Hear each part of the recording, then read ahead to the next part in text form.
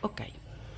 Un disegno di legge per attrarre investimenti in Veneto. La Regione Veneto si conferma ancora una volta una regione leader per quanto riguarda l'economia e lo sviluppo economico.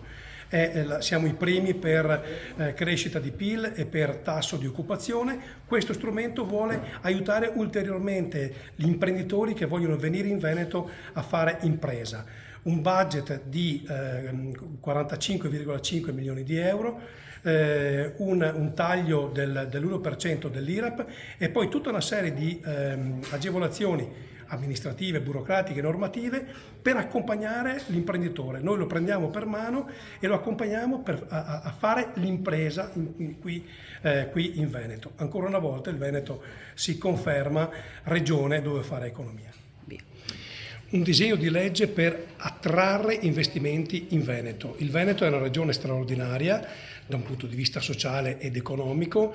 Noi vogliamo che sia ancora più attraente e per questo abbiamo costruito un disegno di legge dove abbiamo messo delle risorse importanti, 45,5 milioni di euro in disponibilità per aiutare le imprese a insediarsi qui, più un punto percentuale in meno di IRAP. Oltre a questo, tutta una serie di agevolazioni burocratiche e amministrative e un accompagnamento vero per l'imprenditore che vuole investire in Veneto. È un'occasione straordinaria per chi ha voglia di fare impresa qui e ancora una volta il Veneto si dimostra regione assolutamente attrattiva per chi vuole fare economia.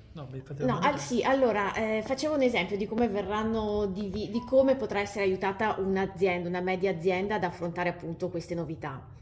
Allora, il disegno di legge funziona tramite accordi per l'inserimento dello sviluppo, quindi un'impresa interessata a investire in Veneto ci deve presentare un progetto, un accordo che valuteremo in termini di innovazione e in termini di impatto occupazionale.